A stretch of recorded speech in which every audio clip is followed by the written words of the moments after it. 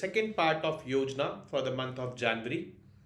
Now, in the first part, we covered about the Jan Vishwas Bill. The Jan Vishwas Bill, which was aiming to increase the ease of doing business and ease of living.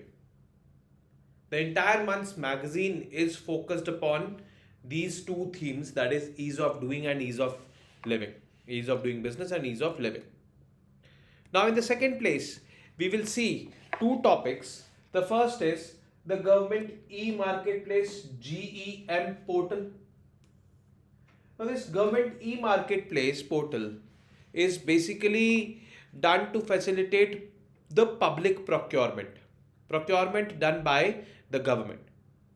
It can be for any purpose. Let's suppose a ministry requires stationery, so it issues tenders, and the suppliers, they bid for it and they supply stationery to the ministries. Stationery is required: pen, pencil, paper, notepad, XYZ items. Now, earlier what used to happen? The system was opaque. You don't know who was the supplier. It was on the whims and fancies of Netaji's.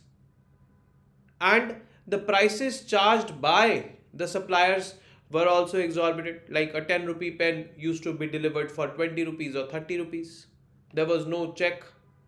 The supplier was charging exorbitantly. That amount was also being paid to that supplier, and some of that amount flew back as corruption to Netaji's. So in every small thing there was corruption. But with the advent of this government e-marketplace, various suppliers can list their products on this online portal. Now it depends on the government from whom the government wants to buy. Now on this portal, bidding and all is also possible. The government, let's suppose, wants the suppliers to bid. Whoever will be placing the lowest bid will get the award or will get that tender. That is also possible over here. So it is basically an online, I would say, platform or an online market for the government to procure goods as well as services for itself. Is it functioning? Yes, it is functioning. In the last fiscal, 2 lakh crore rupees of transactions have happened through this government e-marketplace. Not only the procurement, but yes, the post-procurement, I would say, all the tasks, that is payment settlements and XYZ, all these are also done through this portal. And the best part is timely payment settlements are done. The suppliers don't have to wait. Earlier were the days ki, sarkari paisa hai, it will come, it will take its own time, but it will come surely. It is like this. But now it is not like this. Timely payment is done to make sure, the business cycle is maintained for everyone. Then the next is GST and ease of doing business. This tax reform is the biggest tax reform since independence the government has implemented. GST has subsumed various taxes under it. I would say indirect taxes which were levied on goods as well as services, levied by the center as well as the states. The one nation, one tax has been upheld by the introduction of GST regime. And GST has been an enabler in ease of doing business because, compliance, collection of taxes, filing returns and all have become easy. It is basically a win-win situation. It has been an enabler for ease of doing business for the business houses, entrepreneurs or small business owners, as well as on the other hand, it has increased the tax revenue for the government as well. Although initially when it was introduced, a lot of hiccups were there. But yes, now this Deloitte is a global consulting firm. It has said that 70% of the consumers which it surveyed, they feel their lives easy after the introduction of GST. The best part is everything is automated, everything is online, everything is digital, and GST, it is understated, but yes, it is also a classic example of our digital public infrastructure. So this is also doing ease of doing business, and GEM is also doing ease of doing business. These two topics we are going to study in this particular video. So let's get started with the first topic, that is the government e-marketplace. We call it as GEM.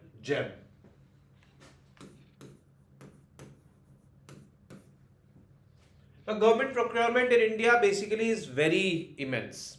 Government procurement means the state government, the central government, local government, every level of government. And the amount government it spends for public procurement is around 20 to 25% of the GDP, which is substantial in itself. In this context, the importance of efficient public procurement cannot be overstated. It is very much important, efficiency in public procurement, because a substantial proportion of GDP is public procurement.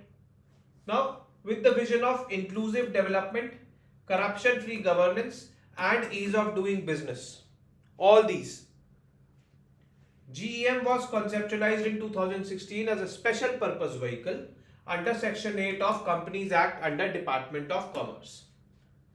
And since its adoption, more than 60,000 crore savings have been enabled since its inception. More than 60,000 crore the government has saved. How we will see, why we will see. About GEM, it facilitates end-to-end procurement of goods and services by various central and state government departments, organization and allied PSUs. It provides paperless, cashless and contactless ecosystems. So, key things we need to note here is end-to-end procurement, goods and services both. End-to-end means right from the very beginning, biddings can be done. After biddings, supply of materials that can be tracked. After supply of materials, payment can be tracked, whether payment has been done or not, and payment settlements are also done through the portal. So this is end-to-end, right from rising a demand or generating a demand till fulfilling that demand and settling the payments for goods as well as services both. And for central and state government departments, it is paperless, cashless and contactless ecosystems for government buyers to directly purchase products and services from pan-India sellers and service providers through unified online infrastructure. Timely payment settlement is a remarkable feature over here, because earlier payments were delayed unnecessarily. And these delayed payments caused a lot of problems as well.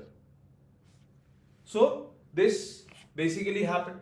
Now the growth trajectory of GEM, if we see the government e-marketplace, how it has performed over the years, whether or what level of growth has been experienced over here.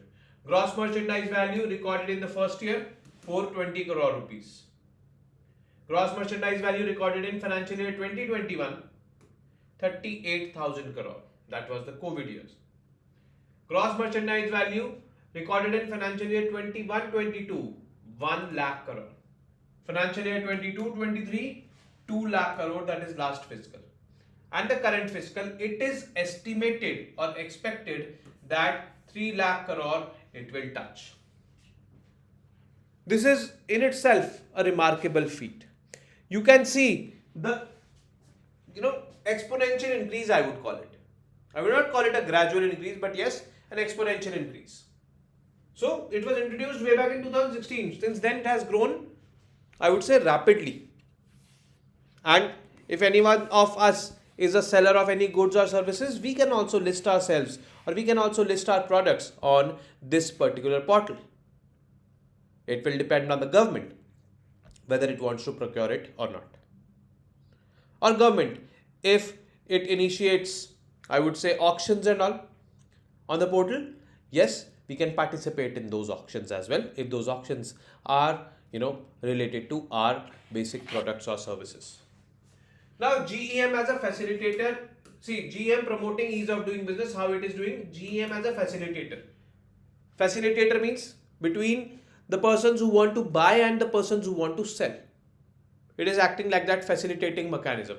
And that facilitating mechanism is so robust that it delivers end-to-end services.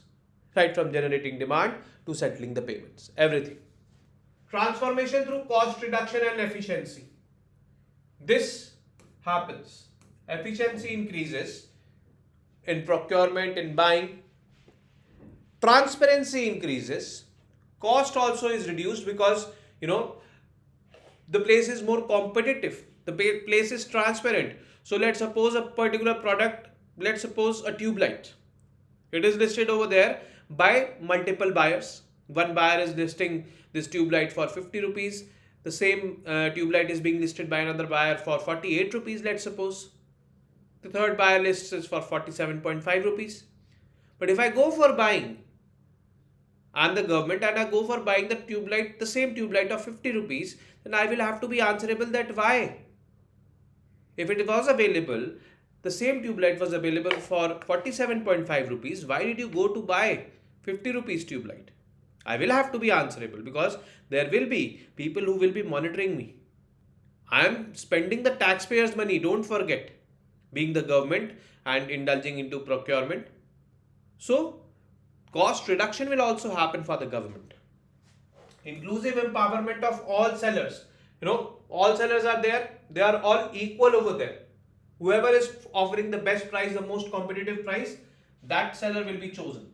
Seamless registration process. There is nothing, I would say, hunky-dory or hanky-panky in that. Very easy registration process is there. Dynamic goods and services platform. Multiple goods and services are listed over there. Diverse buying models. Direct purchase, bidding, reverse and forward auctions, etc. etc. Contract management is there. Once the deal is finalized, automatically a contract will be generated and be sent to the seller. The seller will have to sign it and submit it over there itself. Everything is happening over there. Cashless payments and timely transactions. This happens. Again, this is also a classic example of the digital public infrastructure. Then, information visibility. How many sellers are there for a particular product, what kind of prices they are offering, how much time will they take to deliver, what is the quality of the products, reviews, everything is there. It is just kind of, I would say, the Amazon or Flipkart for the government. They go on a shopping spree and they open this GEM and they can purchase. It is kind of that set system. Trust-based rating system is there. The sellers, they get this rating system by the government. Demand forecasting means the government basically sees that I have procured a consumable, let's suppose stationery, and in the system I feed that I need this is stationery and this is basically the requirement, and roughly for this particular time this stationery will run in my office. Now when the time is approaching, let's suppose I've entered that for 6 months this stationery is going to be apt, or I would say enough for my department or for my office.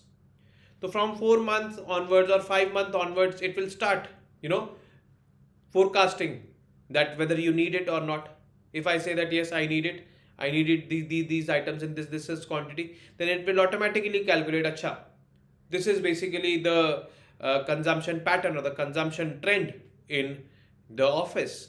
So automatically it will generate forecasts for me in the future also, and then if I approve those forecasts, and I can edit those forecasts also ki haan bhai, this item not this much, that much, this item not this much, that much, I can, after editing all these things, I can publish it on GEM. So that kind of forecasting is also available on this. Establishing price reasonability. Price reasonability is like, as I gave that example, 50 rupees, 48, 47.5, everything will be there. Training has to be given, but yes, if it is done, then it will be very easy. Communications and support is there. You can have, you can communicate with an online support system where you can ask for more and more information. A responsive contact center is there. If you have any grievances, you can contact that call center or that center and resolve your grievances. Dispute resolution features are also there. Let's suppose any dispute arises with respect to payment or with respect to the product, that is also there. Then GEM Sahay for providing loans to the sellers. This is something which is very remarkable. Let's suppose I am a seller and I need some loan. My product is good, everything is good, and for manufacturing those products or for buying those products or supplying those products, I need money. I can take loan from here only and then repay back here only. Now there are RBI certified loan providers over here who provide loans to the sellers. And finally, next gen GEM platform we have, since end-to-end solutions are being offered. So next gen platform is actually very much required. Now GEM has become one of the foremost public procurement platforms globally. It has surpassed South Korea's CONEPS and Singapore's GBIZ. This is something which is remarkable because both of these countries, South Korea as well as Singapore, they are technologically extremely advanced. So this needs to be taken care into. This is something which is remarkable. Next is GST and ease of doing business. It is one of the major tax reforms. One nation, one tax, one market. Basically this theme or this notion on which this particular tax is based. Now GST is what? It is basically, it has subsumed numerous central and state taxes, indirect taxes like the central excise, service tax, purchase tax, entry tax, central sales tax, local body tax, luxury tax, octroi, etc. etc. But there are certain exceptions like excise on liquor, property and all is not, and petroleum products is not included under GST as of now. In future it may be included, but yes, largely all the indirect taxes have been subsumed in this one tax, that is GST, and as the name suggests, it is levied on goods as well as services. It has brought down economic barriers and paved the way for an integrated economy. How? We will see. It has also mitigated the cascading effect of taxes and improved business environment. Cascading effect means tax levied at one point, then future point again tax levied, further point again tax levied. So tax levied was multiple times, cascading effect it was. So the consumer basically was, not happy with this cascading effect. Now performance of GST, if I talk about the performance of GST, the GST base has almost doubled. GST base means number of people or number of firms which are under this taxes ambit. Earlier 67.8 lakh units were there who were paying taxes. Now around 1.4 crore units are there who are paying taxes. The highest ever GST revenue collection was in April 2023, that is last year, 1,87,035 crore rupees. The revenue collection for November 2023 was 1,67,929 crore rupees. Lower than April, but yes, in itself it is very much. The success of GST can be attributed to automation and standardization. Again, digital. Everything is digital. Everything is online. All the processes, registration, return filing, appeal filing, etc. in GST are completely online. That is why, it is making lives easy, businesses easy. Registration. Basically, GST registration is PAN based and state specific. What does PAN based and state specific mean? Now from PAN we will actually get to know the turnover. So if the annual turnover is of 40 lakh rupees in case of if you are selling goods, in supply of goods, then you need a GST. This limit is rupees 20 lakh for some states. State specific it is being made. And in case of services, if you are providing services, then the limit is 20 lakh rupees in case of services, and in some states it is rupees 10 lakh. Okay. The procedure: within 7 days of application, the GST certificate has to be issued, subject to risk-based conditions where more time can be taken. And on the GST certificate, everything is written: name of the owner of the business, GST number, address, and all. Everything is there. A QR code and all is also there. So you might have seen that GST certificate on, I would say, the shops of many business owners. Like they display the GST certificate just to highlight that we are GST holders. Now, can the registration be cancelled or suspended? Yes, definitely it can be cancelled. It can be cancelled in case of non-compliance with the provisions of the law, or if you are not filing the returns, if you are not filed returns, or regularly you're not filing returns, this registration can be suspended. Now, can the suspension be revoked? Yes, it can be revoked as well. You will pay all the remaining dues, and automatically the suspension gets revoked automatically. This will save time and efforts of the taxpayers. See, you have to pay tax, so you have to pay tax. It is simple. And with digitalization and all, you cannot save yourself. Next is return filing. In GST, multiple returns have to be filed by the taxpayer every month. These are GSTR 1 for outward supply, GSTR 2A, 2B for inward supply, GSTR 3B for tax payment, GSTR 9 for annual tax return. So basically these are the returns which have to be filed, and these reports are interlinked and hence they are auto-populated as well. Now what does this mean? We'll understand it through an example. Now in GSTR 3B, 3B is what? Tax payment. Some of the entries from GSTR 1 is outward supply, will be auto-populated because see, you have to file. So whatever you have sold, on that you might have collected GST from the buyers. You have to pay that GST to the government. So from where will that data come, that how much you have sold? From GSTR 1, that is outward supply. Okay.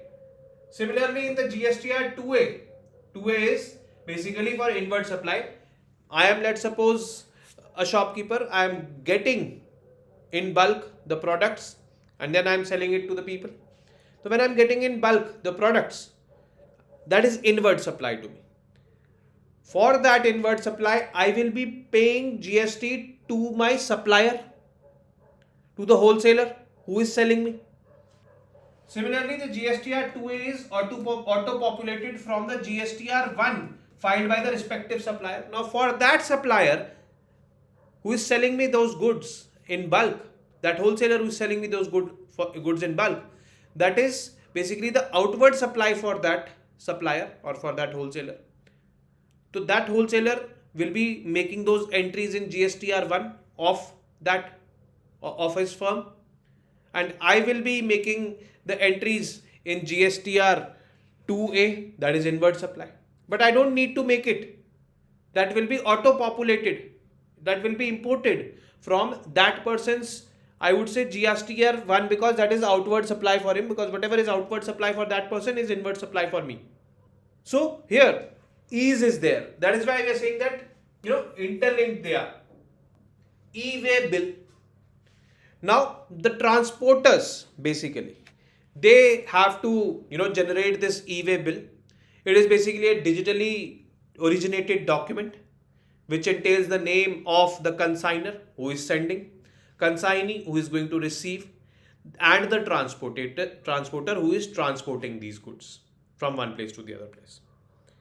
It also includes point of origin, point of destination, from where it is originating, from where it is going, and basically the person causing the movement, is the transporter, uploads relevant information prior to the movement of goods and generates an e-way bill on the GST portal. Now once this bill is generated, the government gets to know that this much amount of goods are going from here to there, and the transporter has generated this e-way bill. Benefits of generating an e-way bill: it facilitates faster movement of goods. They will not stop you and check, have you paid taxes or not? If this e-way bill is there, it will automatically come under the ambit of GST. It resulted in an elimination of state boundary checkposts. Like every time you enter a state, there was this tax filing and all which you had to do, for which the trucks stood in line, multiple days were gone.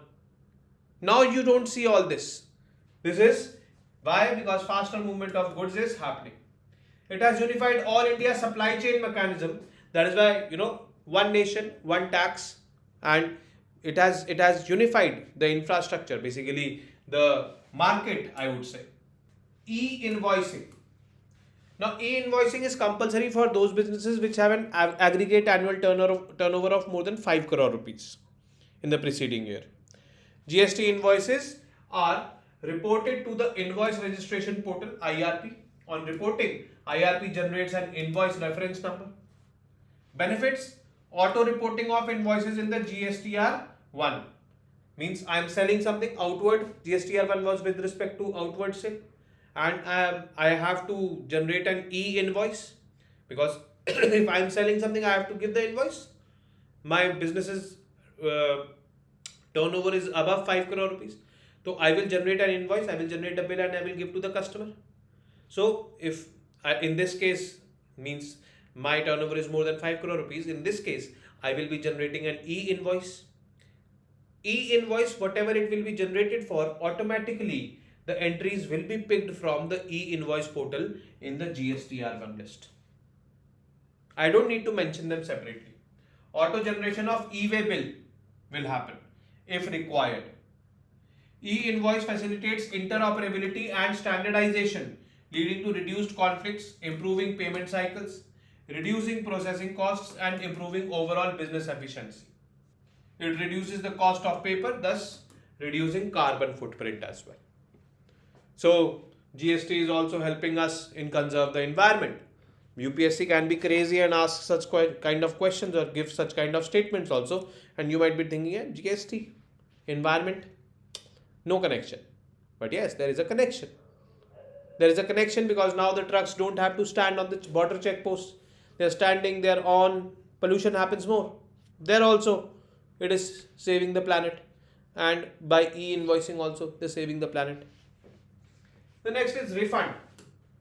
Timely sanction of refund is essential for availability of working capital for expansion and modernization of the existing plants. If I have, now let's suppose I am the wholesaler. I have sold the products to the retailer. Or let's suppose I am at a stage before the wholesaler. Now factory.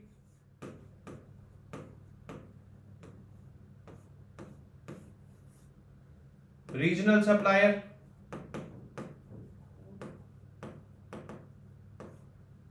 From regional supplier it will go to the wholesaler.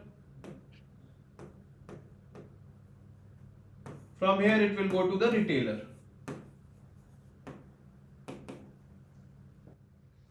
Now I am over here, regional supplier. I will sell goods outward. I will take GST on the goods by this wholesaler. I will, I will submit this. I will file the return.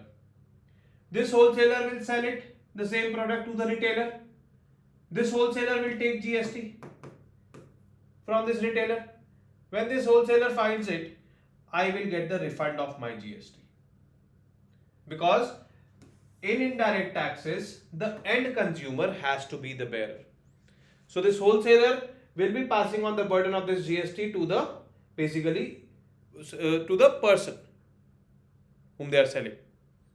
So this retailer, when they will be selling it to the person, he will be bearing that GST.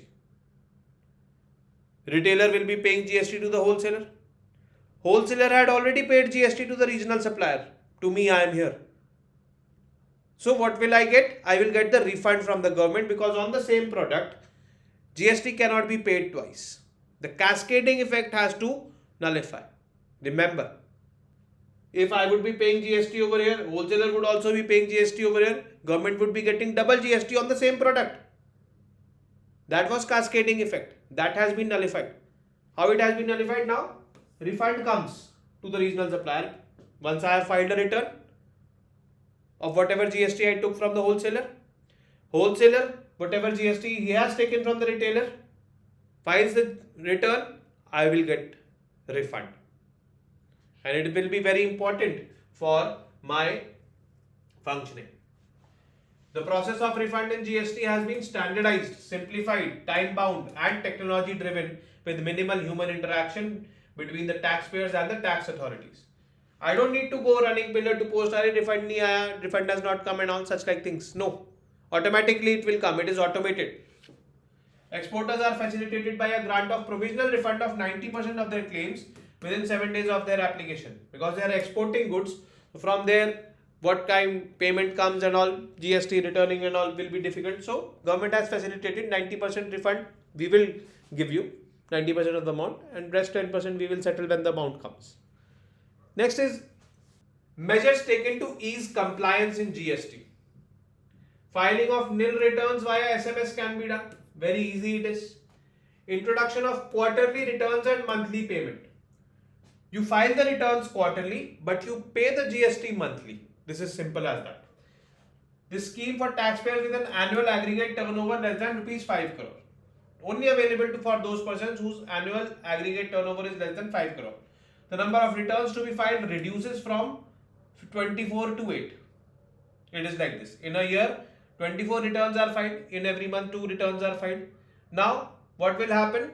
It will be reduced to 8 because returns are being filed quarterly. Every quarter, 2 returns are filed. But monthly payment goes to the government. Government is not leaving the month payment or the tax collection from you. That government is very clear on.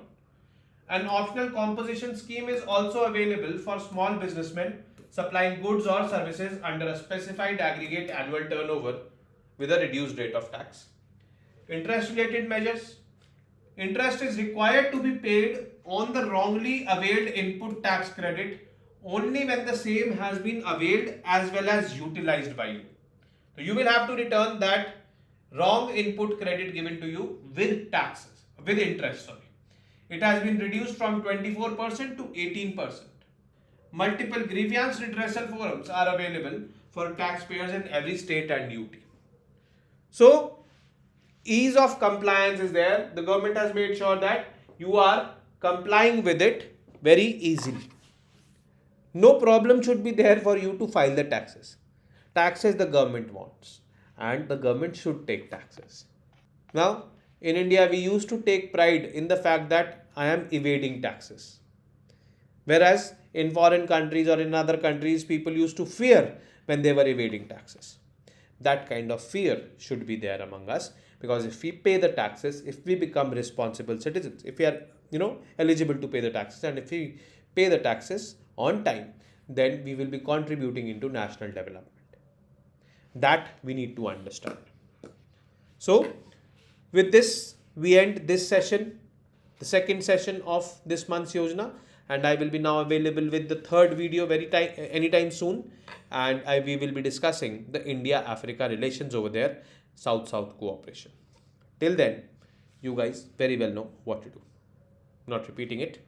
Namaste. Jai Hind.